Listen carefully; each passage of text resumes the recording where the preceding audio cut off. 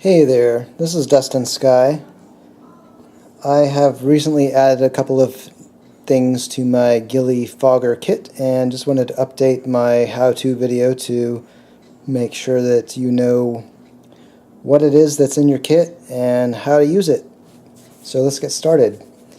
In the full kit you'll get, in addition to the Gille fogger collar, you'll also get a battery made by eLeaf.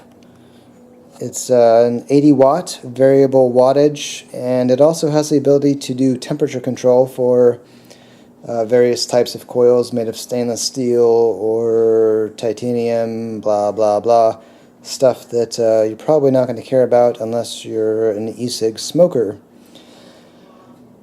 So to turn this on, it's really simple. It's got a couple of buttons. The top you have a fire button. The bottom you have some adjustment buttons. This one right here, out of the top of the three at the bottom, adjusts things up. The one on the bottom adjusts things down. And if you hold the one right in the middle, it adjusts between the different modes. I send these out set at 45 watts in variable wattage mode. To turn the unit off, simply click the fire button 5 times in quick succession, like so. You'll get the eLeaf logo and it turns off. Turning on is the same way. Quick 5 presses, eLeaf logo pops up, and it shows you what mode you're in, what wattage or whatever temperature. And then after a moment, it goes to this hold screen, which looks like fog-filled bubbles. It's a little screen saver kind of thing that I created just because it's fun. Alright, so that's the battery. Also included in your kit, whether you get the full kit with a battery or without, is a Gille tank. It's got this little magnetic clasp lid, and inside are some documents, a couple of silicone rings, the tank itself. Now the tank itself comes with a plastic top on it. This pulls off, and you have to pull it off if you're going to use it in the fogger. If you have this on and try to use the fogger collar, it won't fit. So take that off before you try and use it. There are two main parts that you're going to service or remove from this kit. The very top part, right here, it unscrews. It's a slightly smaller diameter. You'll unscrew that to get the coil out if you need to change the coil. The next section down, which is directly above the section with the air holes, you'll unscrew this part to fill up your tank with glycerin. And that occurs through this hole in the very center. You just drip glycerin down inside there. On the side there are 2 posts inside the glass section here. And there's a little laser etched line. That's the fill line. You fill it up with glycerin to that point. You wet your wick with glycerin. Make sure it's soaked with glycerin before you put it back together to use it for the first time, to keep it from burning the cotton wick. And then just simply put the coil down inside and screw it back together. Now your tank attaches to the battery through the connector on top of the battery and the threaded section on the bottom of your tank. Simply screw it together till it's snug. Not too snug, but snug is good. And then you can install the next part of your kit, which is the fogger collar. Now, I'm shipping these with this lanyard clip here that you can use to hang the fogger from your neck if you choose to keep it from falling off of a table or whatever. If you want to remove this, it's simple. the bottom of the collar right here. Just put your thumbs on either side of the bottom and then your fingers underneath the lanyard clip and push it, and it just simply comes off. And then you can have a fogger collar without that lanyard clip. Alright, now to install this fogger collar onto the tank and battery, get yourself a little bit of water or glycerin. I like water best, but saliva works, whatever you have handy. Wet your finger and stick your finger up inside and run it around where the O-rings are. You can feel there are 2 O-rings inside. And then the collar just simply pushes over on top. Now on the top of the collar, you'll notice that there's an arrow that indicates which direction you should blow. The fog tube should go in this direction. Fog tube's included in the kit. It's this black piece right here. So that just gets inserted in like that. Same direction the arrow is pointing.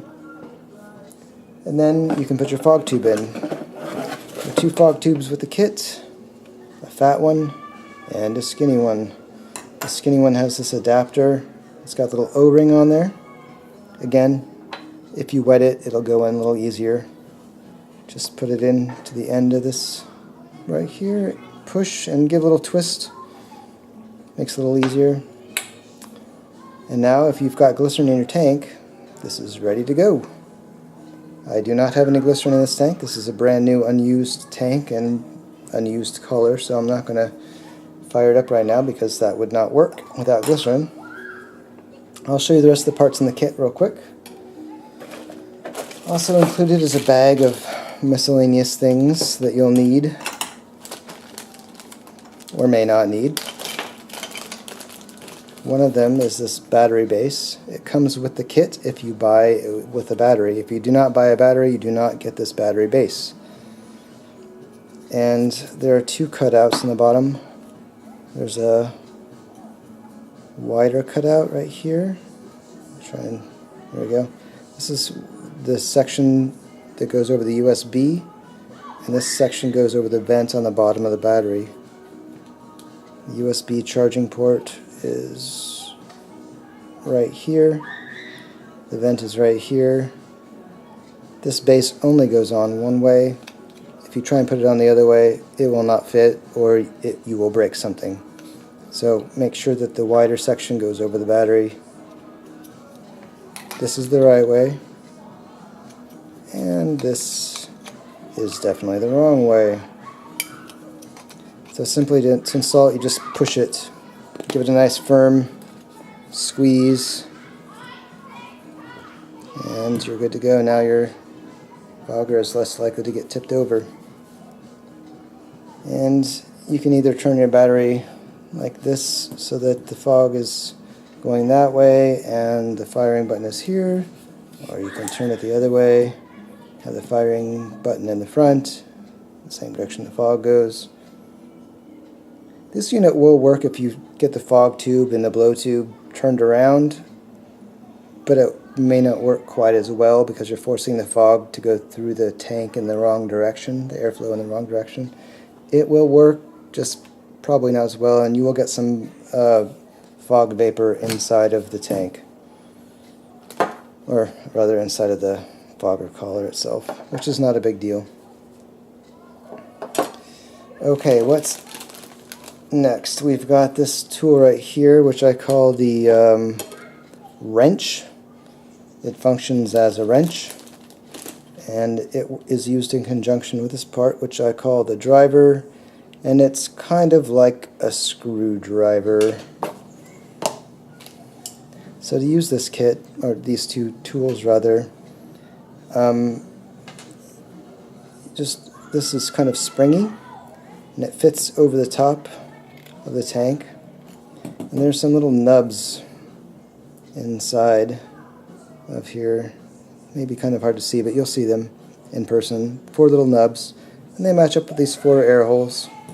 So to use this thing, you slide it over your tank and twist it to get those nubs aligned with the air holes.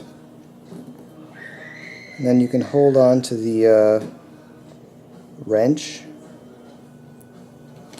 The point of these two tools is to loosen not this very top section. This top section is not likely to get stuck. It's the second section down that's likely to get stuck. I know from experience. I've had it happen to myself, which is why these two tools are included in the kit. So when you take the very top section off, if you look inside, you can see the coil in the center, the wick, and these two slots that are air holes. The air comes in, or actually the vapor comes through those and out the top. Anyway, this second section down can get stuck to the section below, and I actually cracked the glass of my first tank trying to get them apart, so I created these tools. Anyway, you put the wrench over the tank, line up the 4 nubs with the 4 holes in the tank, and then take the driver. It's got 2 little brass pins that stick out.